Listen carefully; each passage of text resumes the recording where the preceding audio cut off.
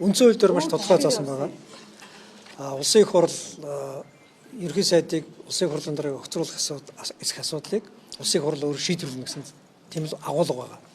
Энэ нь ямар нэгэн байнгын орооны гаргасан шийдвэрийн хэлбэрт баригдахгүй тухай ерөөсөө биш. Улсын их хурл шийдвэрээ гаргана гэсэн үг байгаа.